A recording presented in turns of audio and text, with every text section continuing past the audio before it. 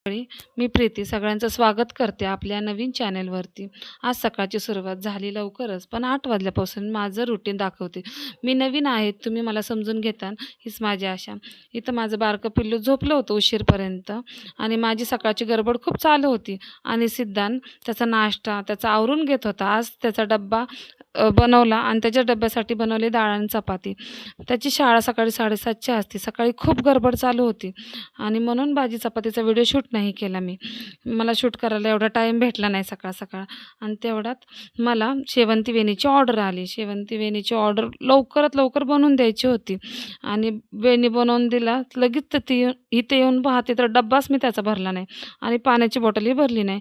मग आहे ना, मी तर पाण्याची बॉटल आणि डब्बा भरून घेतला आणि इथं माझा पसारा फक्त इग्नोर करा तुम्ही, कारण की सगळ्यांच्याच घरात सकाळचा गडबडीमध्ये तर पसारा होतच असतो. त्याचा लगेच डब्बा भरला, बॅगेत ठेवला आणि स्कूलला जायला तो निघाला. इथं माझं बाळ सगळं आवरून घेतो तेवढ्यात मला दुसरी ऑर्डर आली. दुसरी ऑर्डर आली आणि मला त्याची पण सकाळ-सकाळ खूप गडबड होती.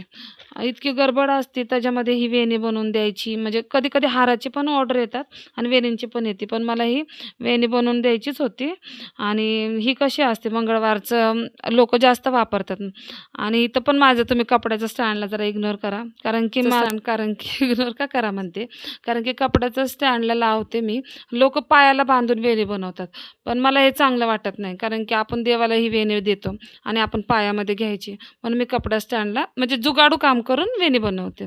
आणि मग इथं परत मला गडबड चालू झाली की किचनच्या कामाची, कारण की सकाळचा सगळा पसारा तसाच ठेवलेला होता की मग मी लागले सगळं स्वयंपाकाचं सगळं भांडे खाली करून घासायचे होते मला आणि मग किचन ओटा साफ करायचा होता, भांडे घासायचे होते.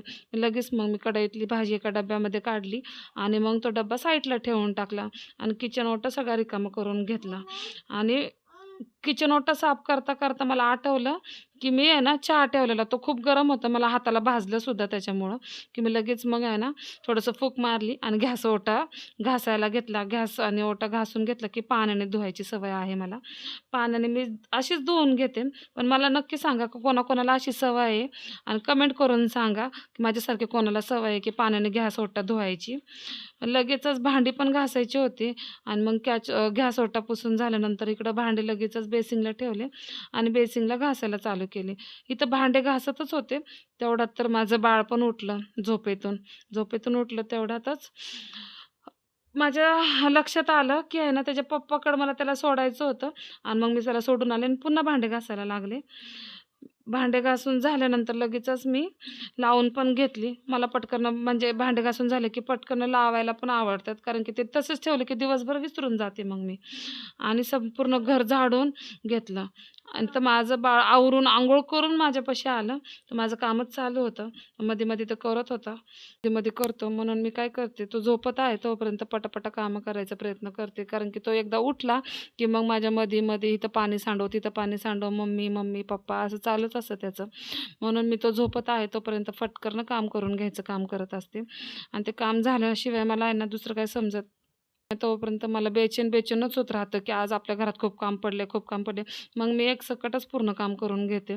म्हणजे स्वयंपाक झाला की लगेच भांडे झाले की लगेच झाडू, फरशी असं पूर्ण काम माझं चालू असतं. मग असं करतं झाडू मारून झाला पटकन तो त्याच्या पप्पाकडे गेला. तोपर्यंत हा आवरून छान अंघोळ करून माझ्यापाशी येऊन थांबला. मला बघत होता मम्मी काय करते मम्मी काय करते, पण आहे ना मी त्याला जवळ जाऊन देत नव्हते, कारण की माझा फोन पडला तर फुटू शकतो, कारण की पहिला फोन मी त्यानेच माझा पाडलेला आहे. मग असं तो माझ्याकडे छान असा पैकी बघतोय व्हिडिओमध्ये काहीतरी तो बोलतोय, पण त्याचं चालू होतं व्हिडिओमध्ये त्याचं शूटिंग करणं. पण मी काम करत होते. काम झालं की लगेचच माझं सगळं काम म्हणजे उरकोस तर त्याला एक साईडला पप्पाकडे दिलं थोडंसं की मग पूर्ण झाडू-बिडू मारून घेतला. झाडू मारून घेतेच तोपर्यंत लगेचच मला बाळाचे पप्पा मला आवाज देत होते. हे, हे कुठे, ते कुठे? त्याच्या मध्ये माझं काम चालू होतं म्हणून मला झाडू मारायला पण खूप उशीर झाला. ते झालं की पटकन लादी पुसून घेतली, कारण की हा परत आल्यानंतर परत पाण्यासंगती खेळत बसेल. मग ही लादी पुसून पण माझं काम झालं आणि मग तोवर दुपार वाजले कसे कळलेच नाही मला. 12 वाजून गेले असतील. नंतर मग हा माझ्या संगती खेळायला लागला. ह्याला टेम्पो म्हणायची खूप सवय आहे. ह्याला टेम्पो म्हणजे त्या गाडीला तो टेम्पो असं म्हणतो. म्हणून टेम्पो मी टेम्पो चाललो असं त्याचा खेळ चालू होता आणि मग त्याच्यासोबत थोडं खेळले. तोपर्यंत इथं माझं बारकं बाळसुद्धा मोठं बाळसुद्धा शाळेतून घरी आलं. म्हणजे 12:30 वाजले. मला हे शूटिंग करता, करता 12:30 वाजले कधी ते कळलंच नाही. आणि तोपर्यंत तो शाळेतनं आला आणि शाळेची बॅग इतकी जड असते, खूप शाळेची बॅग जड असते. त्याच्यामध्ये तो पडला आणि त्याच्यानंतर मग आहे ना, वेदांत त्याच्यापाशी जातोय बघा कसा दादा, दादा, दादा म्हणून. कारण की खूप वेळ तो नव्हता ना, मग तो एकटाच असतो. नाही तर त्यासोबत खेळायला कोण नसतं. मग तो दादा आला की त्याला खूप छान आवडतं. मग दादा, दादा खेळतो आणि तोपर्यंत माझं इथं लगेचच कपडे धुवून झाले होते, तर कपडे सुकवायचे बाकी होते. पण या दोघांचं चालू होतं. तो त्याचे कपडे-बिपडे सगळं आवरून ठेवतो. तर लगेचच मी इथं माझे कपडे पण सुकवायला चालू केले. पटकन म्हणलं कपडे सुकवून घ्यावे, कारण की आभाळ आजकाल खूप यायला लागले. 2 दिवस झालं पाऊस पडतोय, तर सकाळपासूनच आभाळ चालू असते. तर वातावरण पण असं खूप भरून आलं होतं. तेवढ्यात माझी मम्मी पण यायला लागलेली. तर आवाज मला खालनं आला, पण म्हणलं पटकन कपडे सुकवून जावं तिच्याकडं, कारण की ओझं असतं आणि ते ओझं पटकन आणायचं होतं मला तिच्या डोक्यावरून. मग आहे ना, ते कपडे सुकवून झाले आणि मस्त असं आभाळाकडे बघितलं, इतकं छान वाटत होतं, कारण की इतका दिवस ऊन, ऊन, ऊन आणि आत्ता नेमकं आहे ना, असं वाटायला लागलं की हा पावसाळा चालू झालाय. कारण की सकाळी झोपेतनं उठलं की आभाळ वातावरण पूर्ण. आभाळ वातावरण त्याच्यामुळं आहे ना, इतकं मन असं विचित्र, विचित्र व्हायचं. पण आज खूप छान, छान वाटत होतं आणि तेवढ्यात माझी मम्मी पण घरी आली आणि मस्त, मस्त अशी गुलाबाची फुलं, शेवंती, बाकीचं सगळं सामान आणलं. मग ते सगळं सामान मी आवरलं. पण आजचा ब्लॉग कसा वाटला, व्हिडिओ कसा वाटला ते नक्की मला कमेंट करून सांगा. आणि मी माझा व्हिडिओ इथं स्टॉप करते आता. पण माझ्या व्हिडिओला जास्तीत जास्त लाईक करा, शेअर करा आणि सबस्क्राईब करा. आणि माझं असं नवीन व्हिडिओ पाहण्यासाठी मला सबस्क्राईब नक्की करा आणि माझ्या व्हिडिओला जास्त जास्त शेअर करा.